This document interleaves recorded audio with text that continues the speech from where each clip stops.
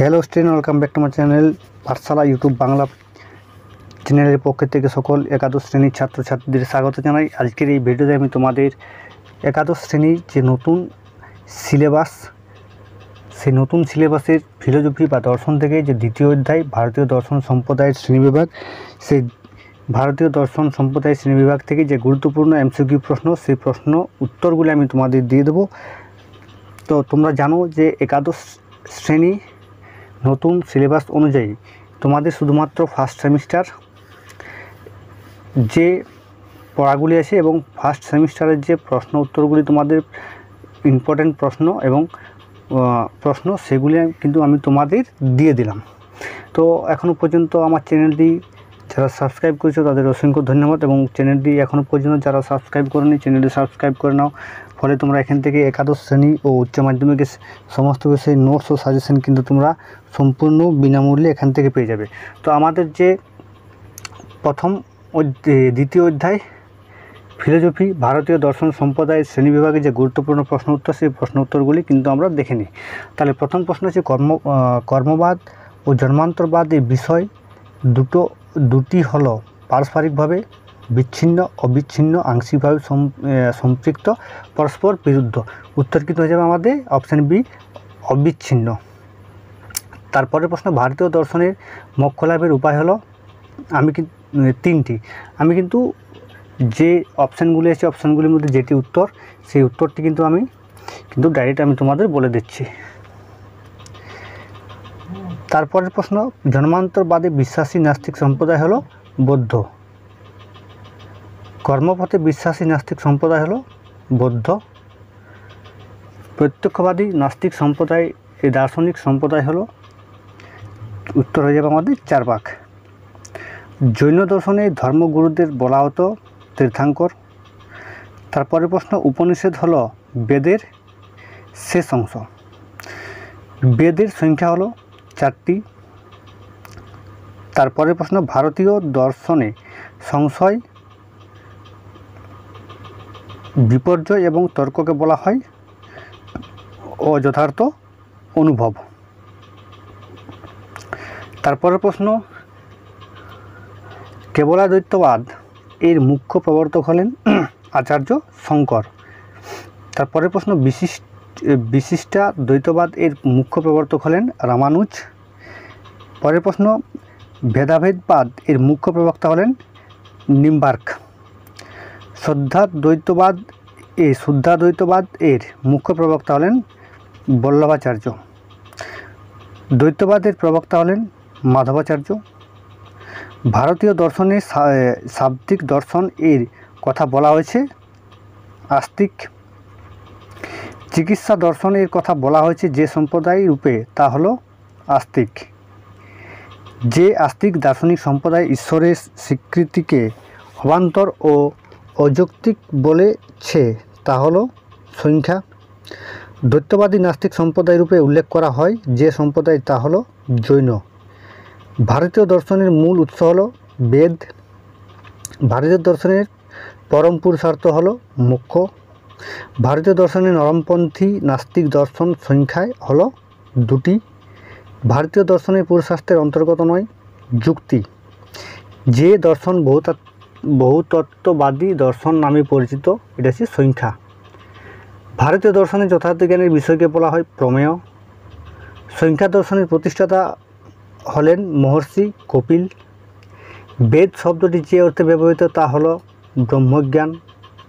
যাকে বেদান্ত বলা হয়, তা হলো উপনিষদ।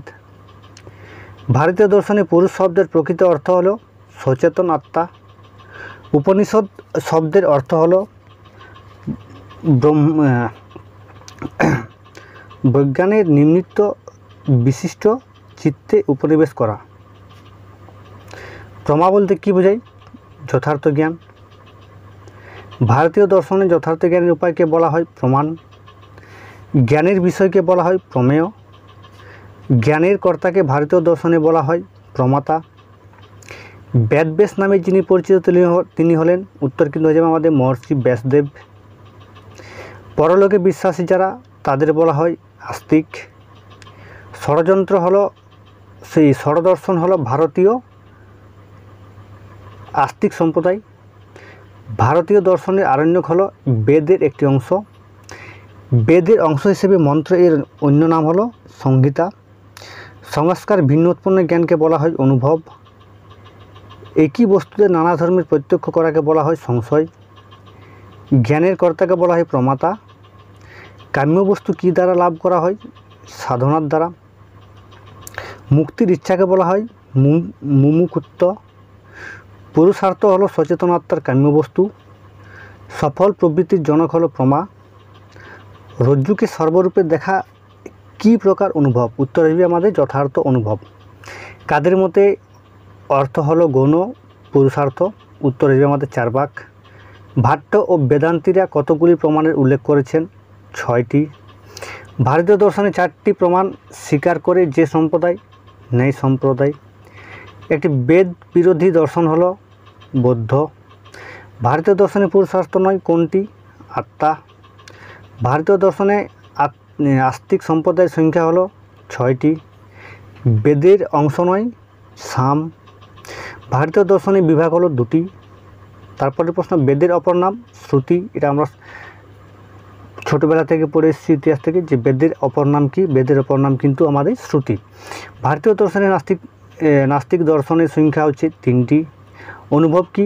সংস্কার ছাড়া উৎপন্ন জ্ঞানই হলো অনুভব। যথার্থ অনুভবকে কি বলা হয়? যথার্থ অনুভবকে প্রমা বলা হয়। চার্বাক মধ্যে প্রমাণ কোনটি? প্রত্যক্ষ। ভারতীয় দর্শনে মোক্ষ লাভের কয়টি অবস্থা আছে? 2টি অবস্থা আছে। ভারতীয় দর্শনে যথার্থ জ্ঞানকে কি বলা হয়? প্রমা বলা হয়। প্রমার কারণকে কি বলা হয়? প্রমাণ বলা হয়। চার্বাক মতে পরম পুরুষার্থ কোনটি? কাম। মানুষের জীবনে চরম ও পরম কাম্য বস্তুকে বলা হয় পুরুষার্থ। যে বস্তু যে গুণ বিশিষ্ট তাকে সেভাবে জানাকে বলা হয় প্রমা। যে বস্তু যে গুণ বিশিষ্ট তাকে অন্যভাবে জানা হলো অপ্রমা। বিপর্যয় হলো এক প্রকার অপ্রমা।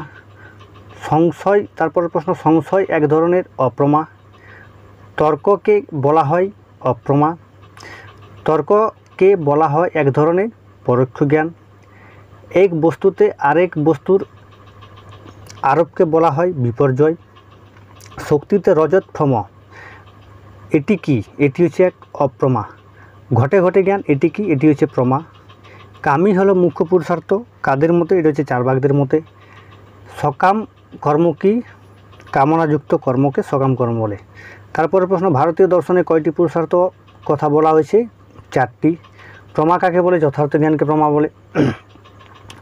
অপ্রমা শব্দটি অর্থ কি? অপ্রমা শব্দের অর্থ হচ্ছে অযথার্থ জ্ঞান। তারপরে প্রশ্ন, প্রমাণ শব্দটির অর্থ কি? প্রমার করণ। প্রমাতা কি? প্রমার কর্তা। প্রমেয় কাকে বলে? প্রমার বিষয়কে বলে প্রমেয়। পুরুষার্থ কাকে বলে? সচেতন আত্মার কাম্য বস্তুকে পুরুষার্থ বলে। চতুর্বর্গ কি? ধর্ম, অর্থ, কাম ও মোক্ষ, এই 4টিকে বলে চতুর্বর্গ। ভারতীয় দর্শনে জ্ঞানের অপর নাম কি? বুদ্ধি। জ্ঞান বা বুদ্ধি কয় প্রকার কি? জ্ঞান বা বুদ্ধি 2 প্রকার। এক হচ্ছে স্মৃতি ও অনুভব। স্মৃতি কাকে বলে? সংস্কার থেকে উৎপন্ন জ্ঞানকে স্মৃতি বলে। বৌদ্ধ দর্শনের প্রবর্তক হলেন গৌতম বুদ্ধ। কোন দর্শন হলো আস্তিক সম্প্রদায় ভুক্ত? যোগ দর্শন হলো। ভারতীয় দর্শনে আস্তিক সম্প্রদায়ের সংখ্যা 6টি। ভারতীয় দর্শনে পুরুষার্থের সংখ্যা হচ্ছে 4টি। পুরুষার্থ কি? সচেতন আত্মার কাম্য বস্তু হচ্ছে পুরুষার্থ। পুরুষ শব্দটির অর্থ কি? সচেতন আত্মা। ত্রিবর্গ পুরুষার্থ কি? ধর্ম, অর্থ, কাম, এই 3টিকে একসাথে ত্রিবর্গ পুরুষার্থ বলা হয়। ভারতীয় দর্শনে যথার্থ জ্ঞানকে কি বলে? প্রমা বলে। প্রমাণ কাকে বলে? যথার্থ জ্ঞানের উপায়কে কিন্তু প্রমাণ বলে। প্রেমেয় কাকে বলে? জ্ঞানের বিষয়কে প্রেমেয় বলে। ভারতীয় মতে প্রমাতা হলো জ্ঞাতা। অনুভব কাকে বলে? জ্ঞানের বিষয়কে অনুভব কাকে বলে? জ্ঞানের বিষয়ের অবহিত। অনুভব কয় প্রকার ও কী কী? অনুভব হচ্ছে 2 প্রকার, যথার্থ ও অযথার্থ। যথার্থ অনুভব কাকে বলে? বস্তুর যথাযথ অবহিতি। অযথার্থ অনুভব কি? অযথার্থ অবহিতি। কাকে প্রমা বলা হয়? যথার্থ অনুভবকে প্রমা বলা হয়। অপ্রমা কোনটি? অযথার্থ অনুভব। ভারতীয় দর্শনের সব আস্তিক সম্প্রদায়গুলি হলো বেদ স্বতন্ত্র, এ কথা হলো মিথ্যা। সংখ্যা দর্শন হলো ঈশ্বরে বিশ্বাসী। যোগ দর্শন কী ধরনের সংখ্যা বলা হয়? শেষর। তারপরের প্রশ্ন, সংখ্যা দর্শনকে বলা হয় নিরীশ্বর। তারপরের প্রশ্ন হচ্ছে মীমাংসা দর্শন বেদের কিসের উপর প্রতিষ্ঠিত? কর্মকাণ্ডের উপর প্রতিষ্ঠিত। বেদান্ত দর্শন বেদের কিসের উপর প্রতিষ্ঠিত হয়? জ্ঞানকাণ্ডের উপর প্রতিষ্ঠিত হয়। কোন সম্প্রদায়গুলি বেদের প্রামাণ্য বিশ্বাসী? আস্তিক সম্প্রদায়গুলি। বেদের শেষ বা উপনিষদকে বলা হয় বেদান্ত। চার্বাকগণ কটি প্রমাণকে স্বীকার করেছেন? একটি। দুটি প্রমাণকে স্বীকার করেছেন এমন সম্প্রদায় হলো বৌদ্ধ ও বৈশেষিক সম্প্রদায়। ন্যায় মতে প্রমাণ হলো চারটি।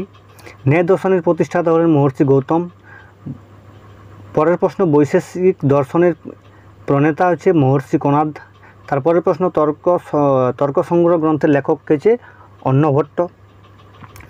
চরমপন্থী নাস্তিক দর্শনের পরিচিত চার্বাক সম্প্রদায়। নরমপন্থী নাস্তিক সম্প্রদায়ের দর্শন হচ্ছে জৈন। পরিপূর্ণভাবে বেদের উপর বিশ্বাসী সম্প্রদায় হলো মীমাংসা। কোটি হলো একটি বেদ স্বতন্ত্র সম্প্রদায়? কোনটি হলো যোগ সম্প্রদায়। কোন দর্শন কোন নাস্তিক সম্প্রদায় নয়? কোন দর্শন কোন নাস্তিক সম্প্রদায় নয়? ন্যায় দর্শন। ভারতীয় আস্তিক সম্প্রদায়ের গুলির মধ্যে কোন দর্শনকে প্রমাণশাস্ত্র বলা হয়? ন্যায় দর্শনকে। ধূর্ত ব্রাহ্মণরা হলেন বেদের রচয়িতা একথা বলেছেন চার্বাক সম্প্রদায়। পূজারী ব্রাহ্মণদের ধূর্ত শয়তান বলেছেন চার্বাক সম্প্রদায়। পুরুষেয় শব্দের অর্থ কি? পুরুষের শব্দের অর্থ কিন্তু হচ্ছে আমাদের পুরুষের রচনা। তারপরে প্রশ্ন অপৌরুষের শব্দের অর্থ হচ্ছে পুরুষের রচনা নয়। পৌরুষেয় বা অপৌরুষেয় শব্দ দুটি আলোচনা উঠে আসে যে প্রসঙ্গে, সেটি হলো বেদ। অপৌরুষের বলা হয় বেদকে। বেদের জ্ঞানকাণ্ডের উপর প্রতিষ্ঠিত হলো বেদান্ত দর্শন। মীমাংসা দর্শনের অন্য নাম হলো পূর্ব মীমাংসা। বেদের জ্ঞানকাণ্ডের উপর প্রতিষ্ঠিত যে সম্প্রদায় তা হলো বেদান্ত সম্প্রদায়। বেদান্ত দর্শনের অপর নাম কি? উত্তর মীমাংসা। বেদান্ত দর্শনের পুরোপুরি পরিচিত হলো আস্তিক ও বেদ নির্ভর। মীমাংসা দর্শনের পুরো পরিচয় হলো আস্তিক এবং পুরোপুরিভাবে বেদ নির্ভর। তারপরের প্রশ্ন ন্যায় দর্শনের পুরো পরিচয় হলো আস্তিক অথচ বেদ স্বতন্ত্র। তারপরের প্রশ্ন সংখ্যা দর্শনকে কি আস্তিক অথচ বেদ স্বতন্ত্র বলা যায়? হ্যাঁ, বলা যায়। ভারতীয় দর্শনের সব আস্তিক সম্প্রদায়গুলি হলো বেদানুগামী। একথা সত্য, মিথ্যা, সংশয়পূর্ণ না আপত্তিক? এই কথা কিন্তু মিথ্যা। আস্তিক এবং পরিপূর্ণভাবে বেদ নির্ভর কোন সম্প্রদায়? মীমাংসা ও বেদান্ত সম্প্রদায়। যোগ দর্শনের অপর নাম হচ্ছে শ্রেষ্ঠর সংখ্যা। ভারতীয় দর্শনে আস্তিক সম্প্রদায়ের সংখ্যা কয়টি? 6টি। প্রদত্ত সম্প্রদায়গুলির মধ্যে কোন আস্তিক সম্প্রদায় অন্তর্ভুক্ত? ন্যায় সম্প্রদায়। প্রদত্ত সম্প্রদায়গুলির মধ্যে কোনটি নাস্তিক সম্প্রদায় অন্তর্ভুক্ত? বৌদ্ধ। পরের প্রশ্ন সংখ্যা দর্শনের প্রণেতাকে? মহর্ষি কপিল। যোগ দর্শনের প্রতিষ্ঠাতাকে? পতঞ্জলি। যে দর্শনে লোকায়ত দর্শন বলা হয় চার্বাক দর্শনকে কিন্তু লোকায়ত দর্শন বলা হয়। তারপরে প্রশ্ন ন্যায় দর্শন কোন সম্প্রদায়ের অন্তর্গত? আস্তিক সম্প্রদায়ের অন্তর্গত। মীমাংসা দর্শনের প্রতিষ্ঠাতা কে ছিলেন? মহর্ষি জৈমিনী। জৈন দর্শনের সর্বশেষ তীর্থঙ্কর কে ছিলেন? মহাবীর। জৈন দর্শনের প্রথম তীর্থঙ্কর কে ছিলেন? উত্তর হচ্ছে ঋষভদেব। বেদ যে ধরনের প্রমাণ তা হলো শব্দ প্রমাণ। বেদের বিভাগ কর্তারূপে সুখদেবকে মেনে নেওয়া হয়েছে, এটা হলো মিথ্যা। যারা বেদকে প্রামাণ্যরূপে স্বীকার করে তাদের বলা হয় আস্তিক। যারা বেদকে প্রামাণ্যরূপে অস্বীকার করে তাদের বলা হয় নাস্তিক। তারপরে প্রশ্ন আস্তিক হয়ে পুরোপুরিভাবে বেদ নির্ভরতাকে বলা হয় বেদ নির্ভর আস্তিক। আস্তিক হয়েও পুরোপুরিভাবে বেদ নির্ভর নয়, তাদের বলা হয় বেদ স্বতন্ত্র আস্তিক। বেদ নির্ভর আস্তিক সম্প্রদায় উল্লেখ করা যায় কাকে? মীমাংসা দর্শনকে। বেদ স্বতন্ত্র আস্তিক সম্প্রদায় হলো বৈশেষিক সম্প্রদায়। তারপরে প্রশ্ন প্রভাকর মিশ্র, কুমারিস ভট্ট এবং মুরারি মিশ্র এরা হলেন মীমাংসা দর্শনের ভাষ্যকার। শ্রেষ্ঠর সংখ্যা বলা হয় যোগ দর্শনকে। তারপরে প্রশ্ন বৈশেষিক রূপে উল্লেখ করা যায় হয় যাদের, তারা হলেন নাস্তিক। তারপরে প্রশ্ন নাস্তিকদের মধ্যে জড়বাদী সম্প্রদায় বলা হয় যাদের, তারা হলেন চার্বাক। আস্তিক কাদের বলা হয়? বেদের প্রামাণ্যে বিশ্বাসীদের বলা হয়। নাস্তিক কাদের বলা হয়? বেদের প্রামাণ্যে অবিশ্বাসীদের বলা হয়। চার্বাকগণ কোন ধরনের নাস্তিক? চরমপন্থী নাস্তিক। তারপরে প্রশ্ন বৌদ্ধরা কোন ধরনের নাস্তিক? নরমপন্থী নাস্তিক। জৈনরা কোন ধরনের নাস্তিক? জৈনরা হলেন নরমপন্থী নাস্তিক। কোন সম্প্রদায় আস্তিক এবং ঈশ্বরে বিশ্বাসী? যোগ সম্প্রদায়। আস্তিক অথচ ঈশ্বরে অবিশ্বাসী কোন সম্প্রদায়? এটা হচ্ছে সংখ্যা সম্প্রদায়। বেদকে প্রামাণ্য বলে কারা মানেন না?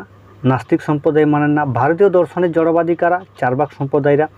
কোন কোন সম্প্রদায় নাস্তিক রূপে গণ্য? চার্বাক, বৌদ্ধ ও জৈন। আস্তিক অথচ ঈশ্বর মানে না কোন সম্প্রদায়? সংখ্যা সম্প্রদায়।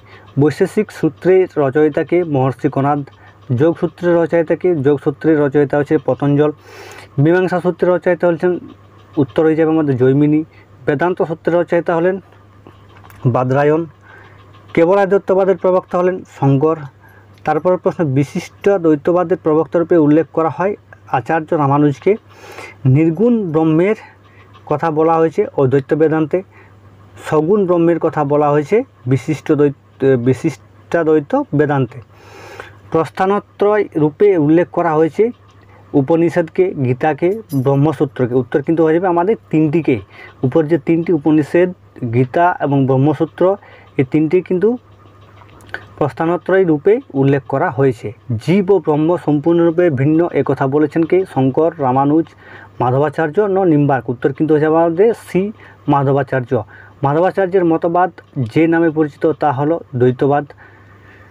অচিন্ত ভেদাভেদবাদের প্রবক্তা হলেন শ্রীজীব গোস্বামী।